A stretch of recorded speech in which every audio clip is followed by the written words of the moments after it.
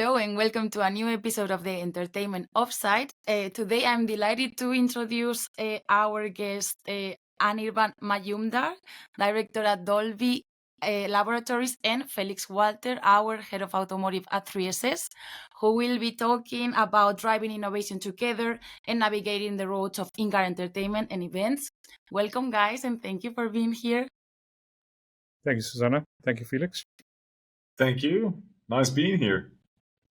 So, without further ado, let's dig into the conversation. The first question will go to you, Anirban. Sure. Could you say a little bit more about your role at Dolby and how Dolby has been involved in the automotive space so far? Sure. It's a pleasure to be here, first of all. Thank you for the invitation. I'm director at Dolby Laboratories, responsible for our licensing and automotive business.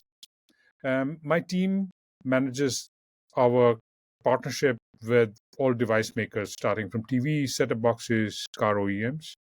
And we work with our partners to bring the best entertainment experience to consumers.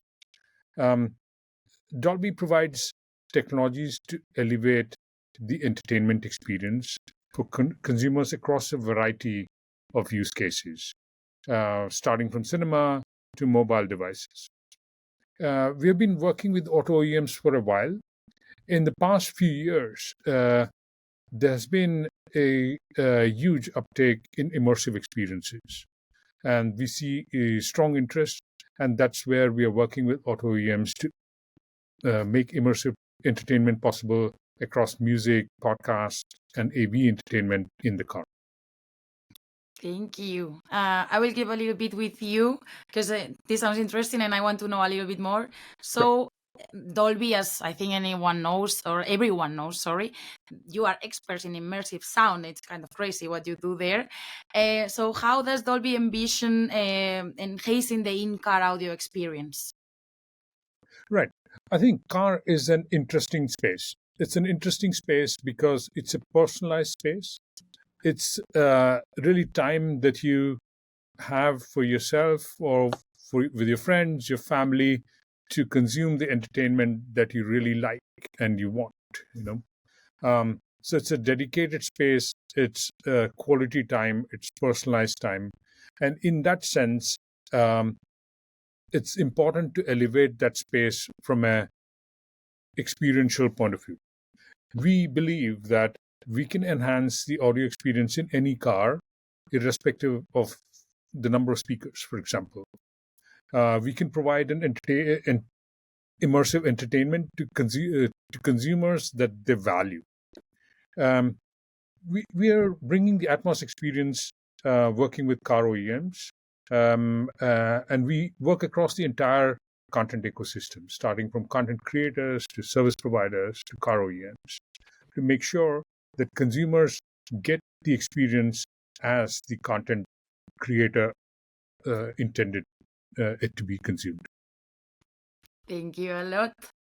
Felix, to involve you a little bit as well, as a partner, for whoever that doesn't know, 3SS and Dolby are partners. What are your visions on what Anirban just mentioned in general? I mean, starting briefly with 3SS, our main focus is and has always been video.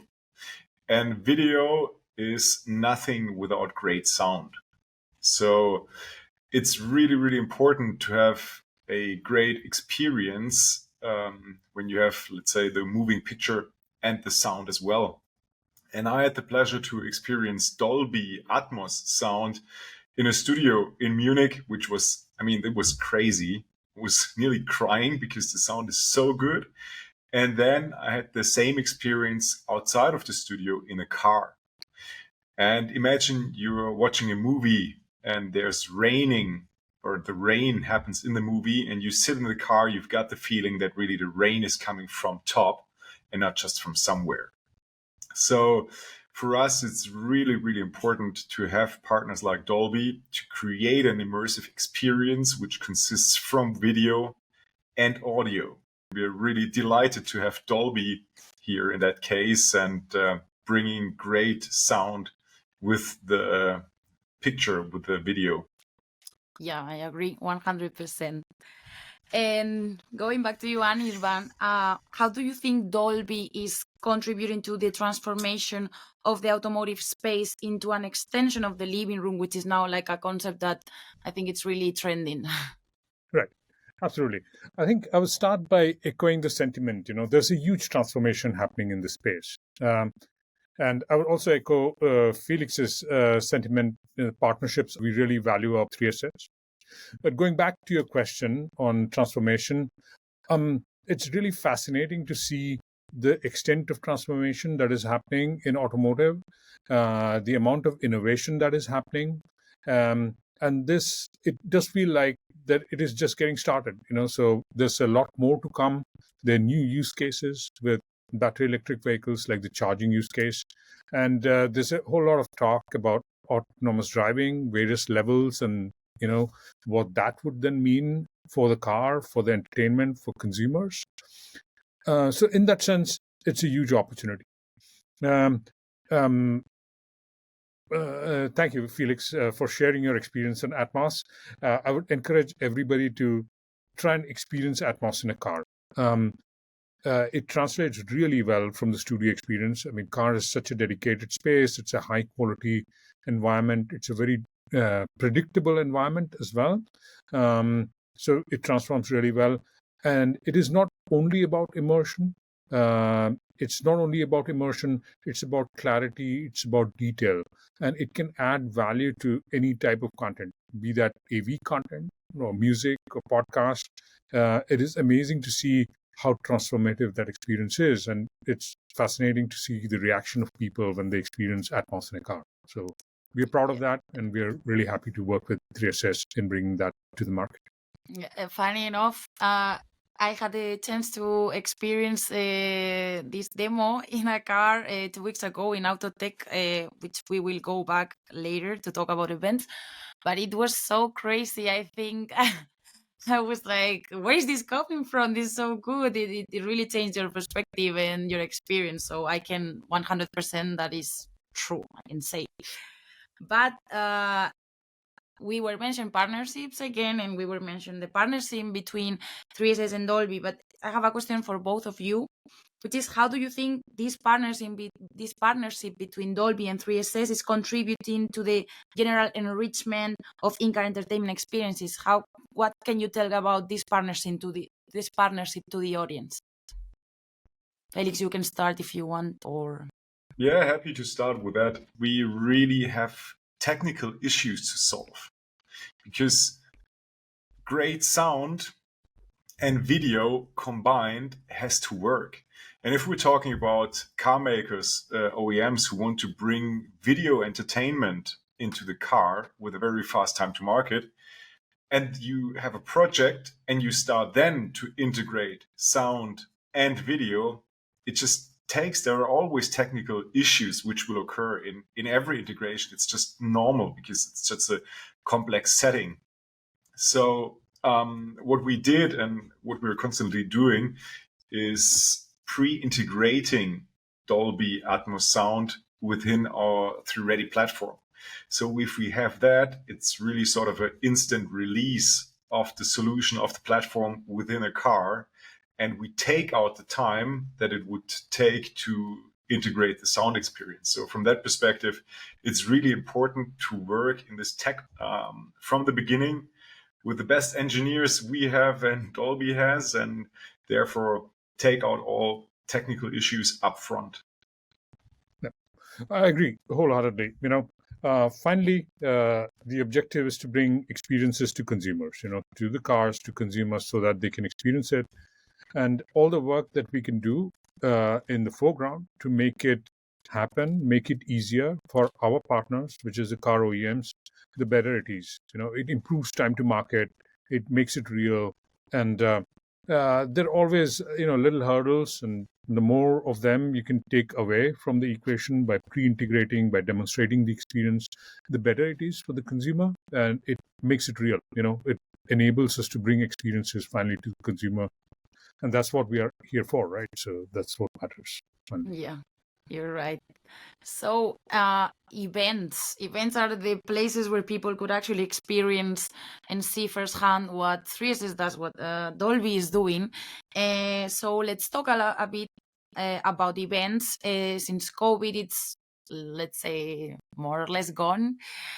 Events are again trending and everyone is attending, and Dolby and 3SS are entering the automotive event space recently, and I think that's pretty interesting. So I would like to know from both of you, what is your the current situation for OEMs when it comes to attending events of these automotive events, and what did you learn from those events you attended more recently, or like for example IAA, which is I guess the biggest, but there's more, like we were together at Autotech, things like that. Can you please give me a comment?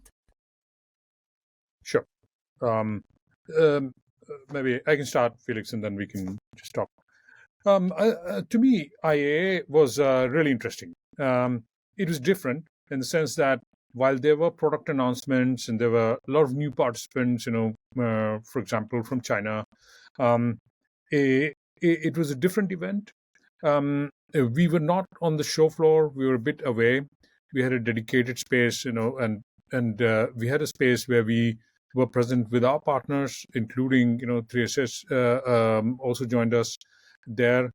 I really enjoyed the event, I must say, because well, we had sunshine, that helps. We had dedicated conversations and high quality conversations with partners, and that to me is what is important at a trade show, because it gives us an opportunity to get in front of a lot of people and have a lot of conversations that just accelerate the information exchange and the in the shared learning, if you like. So I enjoyed that a lot. Car shows probably changing. Probably that's true for all events. There's a change happening. There's a need to focus in a way. I think the car OEMs as well tend to participate a lot more in technology shows because they are technology companies now. So a lot of emphasis on software and things like that. And different use cases like entertainment mean that content is important, service providers are important. So there's a lot of change happening there, I would say. Thank you, Anirban. Felix? Yeah. Starting with EIA or IAA, or at that time Frankfurter Auto Messe, Frankfurt Auto Show at that time.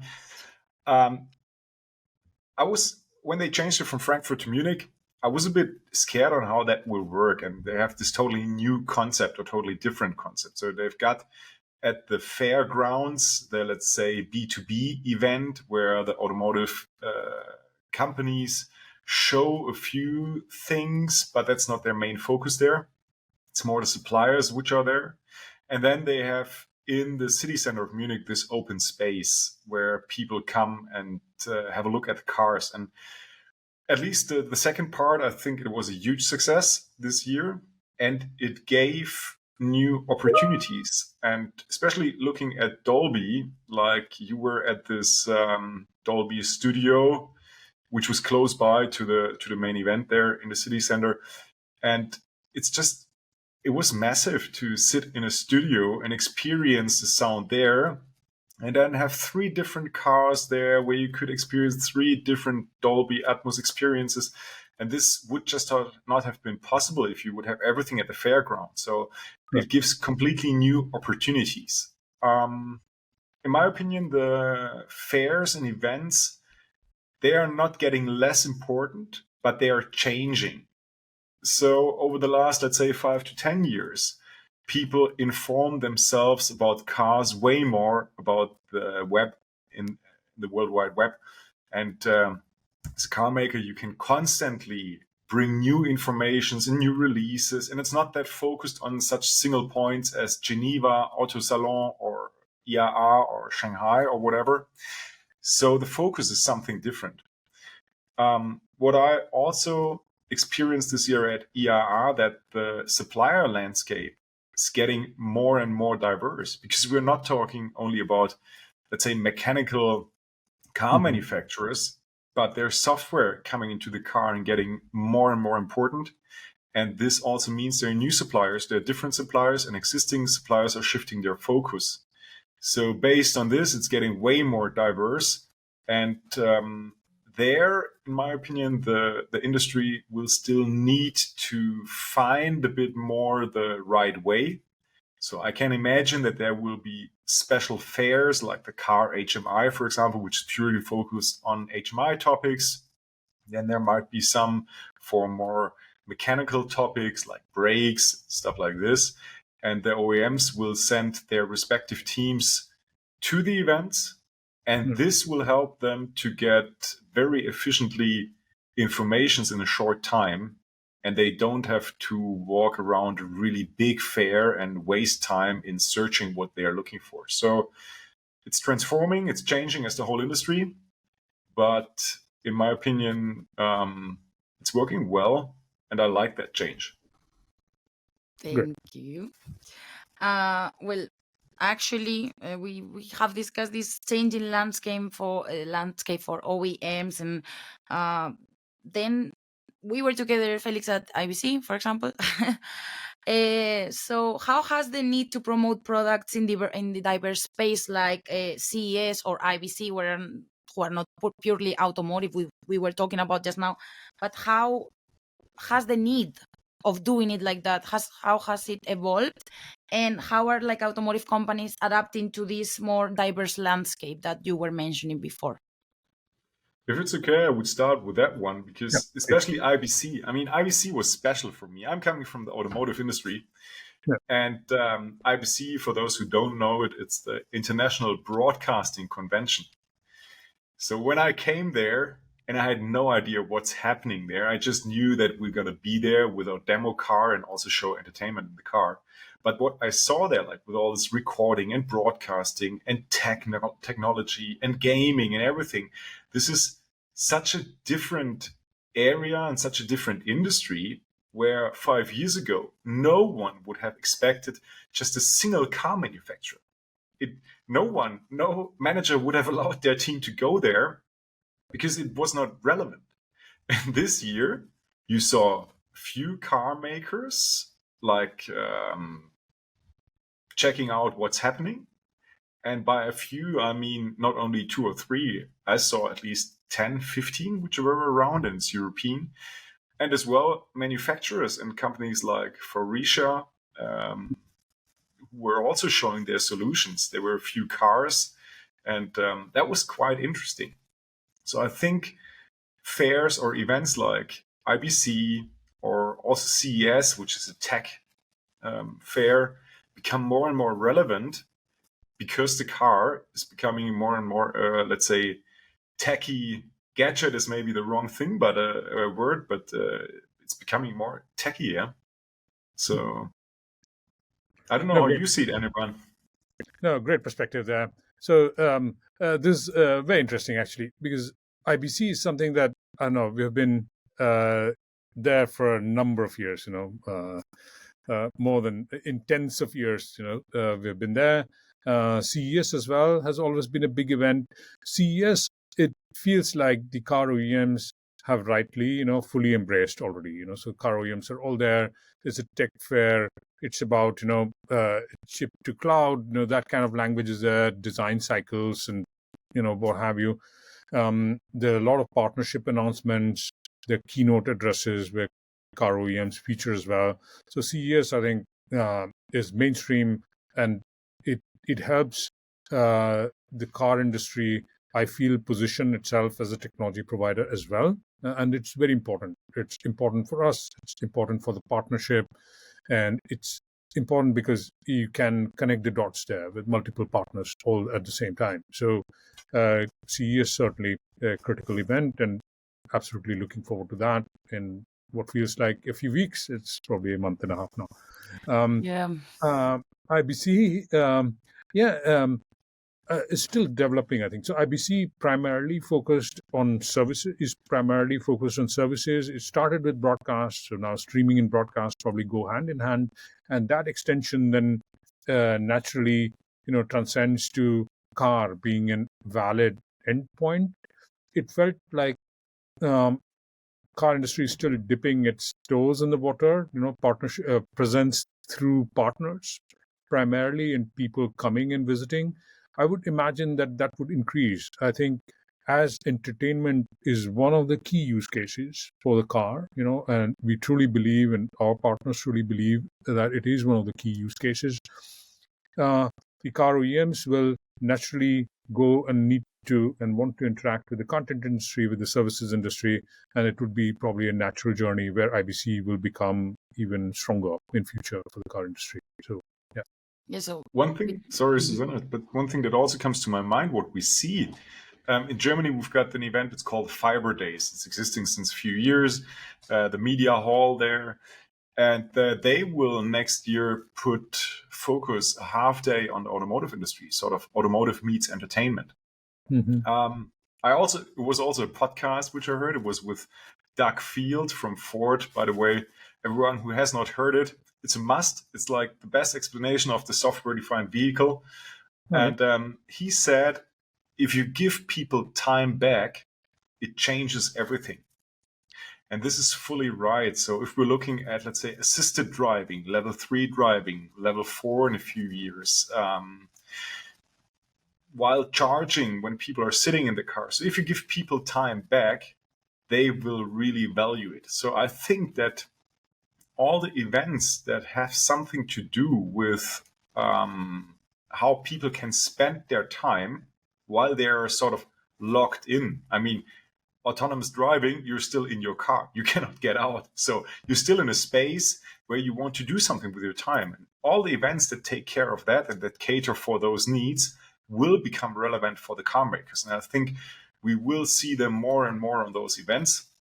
Also, usually the events only happen once a year. So it takes some time, a couple of years, 3 years to adapt. But I think if we saw, let's say, 10 car makers on IBC this year, then maybe next year it's going to be 20, and the year after it's going to be 40. So it's I wouldn't say a slow process, but a process that takes its time.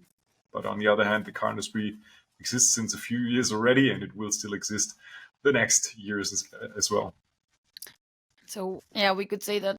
So the broadcast industry is adapting to automotive, but the automotive industry is also adapting to the broadcast industry. It's kind of like blending together now a little bit, right? Yeah, absolutely. Yeah. Good. Yes. So we came to the last question of this topic and of this podcast, and as a closing topic, maybe. Well, you just mentioned these Fiber Days, but are there any upcoming events or trends in the automotive space that our listeners should keep an eye on? Felix, you want to take that? Yeah, sure. Happy to take that one. So what I just said previously, what really will happen, if you get time back in your car, you want to use it. It can be gaming, it can be entertainment, it can also be productivity. That's the area we call it. Imagine the car is driving, let's say, from Stuttgart to Munich, because it's close where I live. 2 hours, highway, easy use case, level 3, up to 130K will be probably available in 1 year from now. And you're sitting in your car because you have to go there, and you can use the big screen. And I mean, the screens are getting bigger all the time. And you can use this big screen to check some PowerPoint presentations, to make some notes, to check some Excel files and figures and whatever stuff that you need to do, and you would usually have to do later when you arrived.